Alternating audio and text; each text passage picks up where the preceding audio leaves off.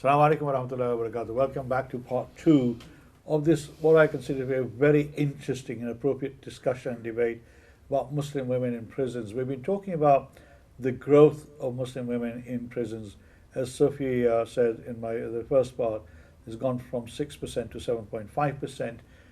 Some of that increase is because young women are being coerced into becoming drug traffickers or drug sort of mules in a way, and they are being sort of coerced into this work by mainly Asian Muslim men into taking this action. But there's also other issues around shoplifting, as she said, and maybe is poverty one of the issues that is forcing people to act in a way that they've never acted before?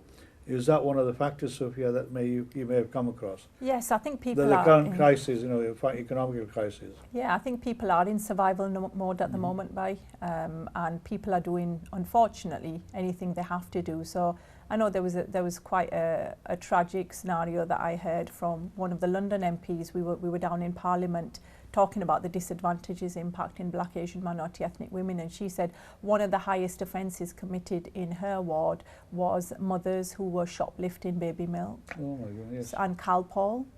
So that was really unfortunate. So just because of the sheer poverty and them not being able to afford it, that's what they were doing to ensure that their child was fed or that they had. And you know, that was a Muslim MP that had mentioned that from London. So yeah, I think a lot of this is circumstantial as well. It is, you know, as I've said, it's hard to pin down one such crime, but what we are seeing, unfortunately, is Muslim women involved with crimes that are related to a man as a co-defendant. As you mentioned, drugs were one of those charges, and I think my concern as a Muslim woman myself is, and especially because we're doing a piece of research with young Muslim girls under 25, how do we equip our sisters to recognise those red flags? How do we, because we don't talk about premarital relationships or you know, things of that nature. So how does a sister know when she's being exploited, or when something is dangerous, or where she should say, no, I'm not going to save that box for you, I'm not saving that bag for you, I don't know what's in there. You know, so there's an element of grooming going on there. There is. So the young men are grooming young girls unfortunately, into carrying out these criminal activities. Yeah, and I think we as a community in the past might have hidden behind the fact that, you know, sometimes Muslim, you know, the narrative of Muslim men and coercion of young white girls, unfortunately, our film and our research is showing that's happening intra to the community as well, where, you know, Muslim men may be also grooming Muslim girls, and, you know, not grooming in a sexual sense, but grooming in terms of, you know, availing their support for activities which are illegal. Yes. It would probably the drug pushers see women as less of a target of the criminal justice system. And you know, the more chances of getting away with things. And I think sometimes we see that in a family setting as well, where it's very unfortunate, but you know, I've come across husband and wife scenarios or other scenarios where it said, you do the sentence, you'll get less time, you're a woman. And of course, oh my goodness. Yeah, it is You're very joking. very heartbreaking. There's things we've had to see in this, and I you think are seriously saying that there are some husbands are making their wives accept the guilt or the criminal activity. We are aware of the instances where a woman has gone into prison for accepting the family crime. And the reason she is innocent. The reason she was being put forward was the belief that if she actually takes the responsibility, she will get the less sentence. Right. So it does happen. And it is one of the issues. The other point I wanted to make was that we have not only seen net increase in Muslim women going into the prison, but we are also seeing a lot of young Muslim women now ending up in prisons. Okay, and therefore, you know, they may be for petty crimes, but they are also going in for some serious crimes. Okay, and therefore, actually, the grooming issue is very important for us. Yes. And the issue which Sophie has I think, very clearly alluded to is that, you know, what safety mechanisms are, what education awareness there are within those families to protect these women. Okay, see the red flags and make sure that there are early interventions. And the fact that our young daughters and sisters under 25 are ending up in prison Yes. for some serious crimes is something that we as a community need to be concerned about, and we need to do something about it. Well, I agree, and I mean, I didn't realize that the population is getting younger people are now going to prison because of some of the activities that you just talked about. But I mean, you've got this film coming out that is going to be launched, at the special event which is taking place on Thursday, on the 29th, isn't it, Yes. in Leeds Beckett University, and that showcases, as you said, sisters who've been in prison. Yeah. They're sharing their experiences inside, Yeah. both through the criminal justice system as they're going to court and sentencing process and being sent into prison, and then when they come out as well. Can you just give us a flavour of what this film is all about? Yes, so with the film, as mentioned, we've researched for many, many years, and it's still second-hand knowledge and reports that we've written. And alhamdulillah, they have had an impact on the CGS, they've had an impact on our own communities and faith institutes. But I think now, 10 years in, we were perhaps of the feeling that some of the women are ready to tell their own stories. And through film, I believe, even personally, I believe in the power of film and the fact that it humanizes people's stories more than, say, words on a report, on a piece of paper. So some of the women approached us and said, look, we're ready to be open. We've lived this life.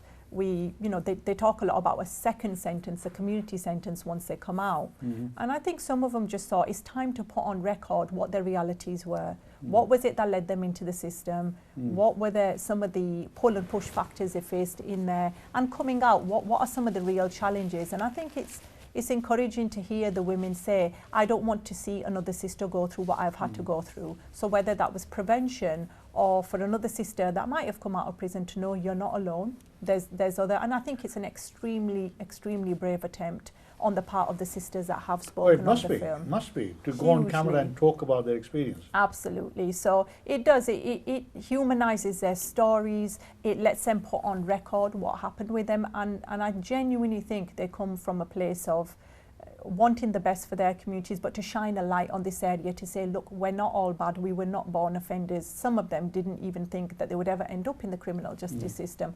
And by you've seen the film, the sisters on the film are from all walks and backgrounds. You have Black Muslim sisters, South Asian Muslim sisters, white Muslim sisters. So I think it puts on record both their trials and tribulations, but our onus as a community, what's our responsibility to them? And I think it is very hard hitting. It has taken us nearly 3 years to make the film. Right. So you can understand the care and the diligence that we have given it, but also, we had our own, as we've always had, once myself and Baishtaq have written trepidations around where does this need to go? How do we project and reflect the realities of what's happening in the Muslim community, but confine that to areas that just require educating? So it is a film that will be kept within the criminal justice system. We have the big launch planned on Thursday, and after that we're speaking about perhaps community launches and a further one in London. I was going to ask you, I mean, it's all well and good to have a launch of this type in front of the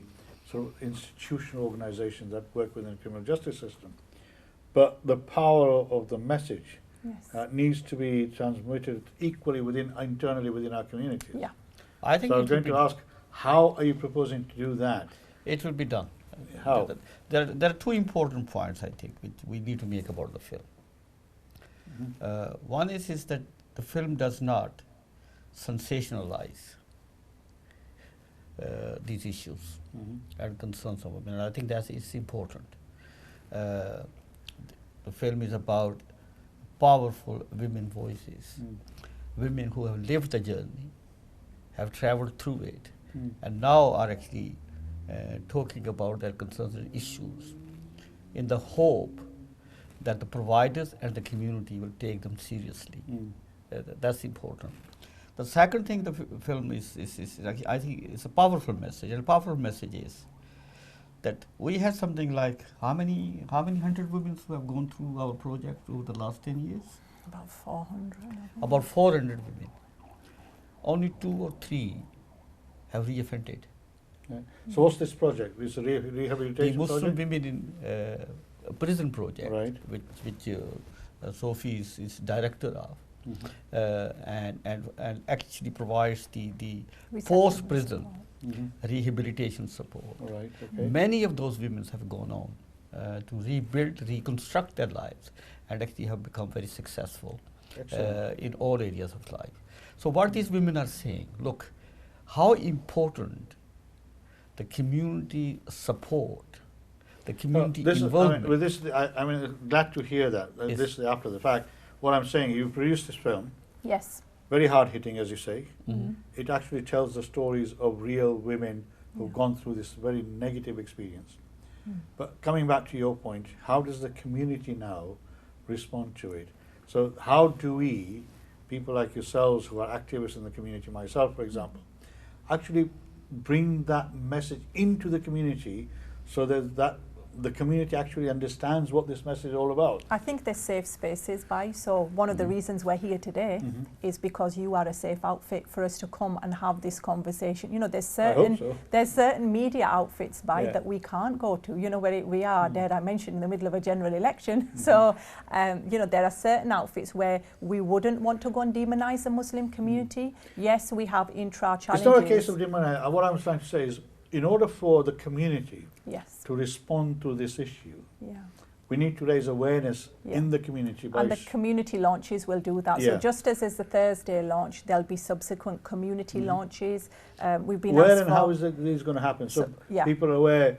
Of course, yeah. You know, so we, as you're aware, we have a very active social media accounts. The Khidmat Centre has its open account, and we have our Muslim Women in Prison accounts on Twitter, and we're contactable as well. So we have the community launches that we announce out. So Bradford has been cited for a place for a community launch, although Thursday's launch is in Leeds, and also London has also. So we have people like Muslim Charities Forum, for example, who are attending the launch, who head up, who are an umbrella organisation for the major charities, and have said, look, again, this is an important issue. There are stakeholders who would like to know about this. How do we then safely bring that film to the fore and raise that within London, within the Midlands, within here? So again, we're treading a tightrope, and we're being extremely sensitive. As Bai said, we don't sensationalise any of the aspects, but we are being very sensitive to ensure that there is community education and CGS education, but not fall into the wrong hands either. And again, that's something we always work out as we're travelling along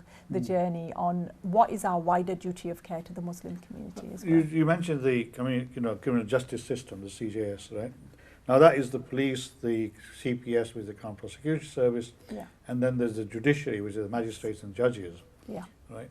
Are we doing any proactive work with these three institutions to raise awareness of some of the maybe institutional faults within the system, which leads to this discriminatory sentencing? So of course we have, as we've gone along, and inshallah you'll be at the launch on Thursday as well. So the Deputy Mayor Police Crime Commissioner will Alison will be doing on my program a few times. She'll be doing a response, so she will be there on the day. She has been given the film in advance and the information, so she will be doing a response on the day to the film and the research, and the nuances that we talk about in terms of Muslim women, the cultural challenges, the community challenges, what their faith means to them. I mean, Alison is a good friend of mine. I've known Alison for nearly 40 years, and obviously she's a politician. Yes. There's no doubt about it.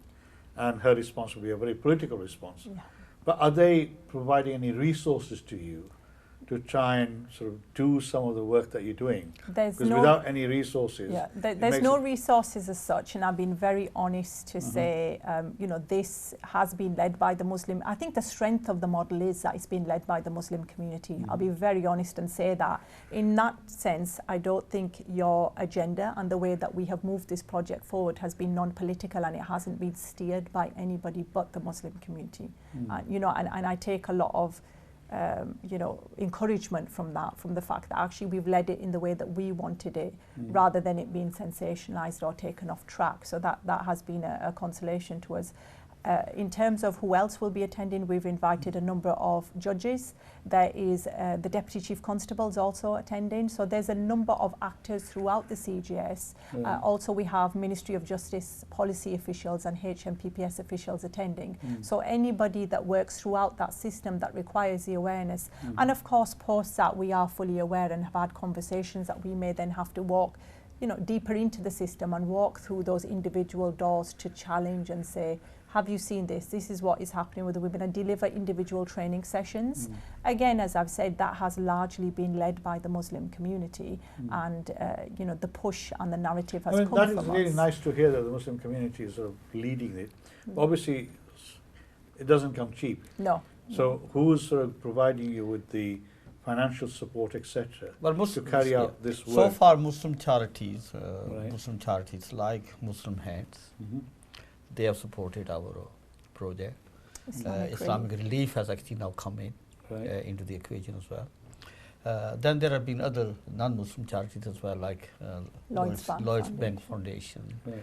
and Barrow Cadbury. And this particular piece by Caesar, who are based at Leeds Beckett University. So Leeds Beckett University, an academic institution themselves, looked at our work and said, we don't recognise any of this that you're saying about Muslim women, shame, relocation. This has never featured in academia. It took them aback, and they said, we'd like to research with you. And I think myself and Bayishtiyaq were a bit difficult in the beginning to say, well, we've always researched as a Muslim community, why should we? We don't need voyeurism, and we don't need anybody to tell us as a Muslim community the challenges that we face. So we put them on ice a little bit, didn't we? Maybe we were a little bit mean, but we put them on ice, but because we wanted to really gauge what their intentions was, and found that Leeds Beckett and Sheffield Hallam universities were actually quite genuine and sincere. The researchers that we are researching with Dr. Goodwin and Dr. Bradley were desistance experts, trauma-informed experts, and said, we don't understand any of these threads that you've mentioned about Muslim women. And so we went into the collaboration, and they actually, as academics, said, we'd like to invest, and we'd like for you to make a film, but also carry out pilot research so we as academics can understand this and push it through the sector. But it challenges, as I've said, everything they thought they knew, and push it through into policy and practice and say, this is not good enough. Having said that, if I go back to your question, that we have not actually let CGS family, as I call it, off the hook. We have been constantly and consistently have been knocking on their doors.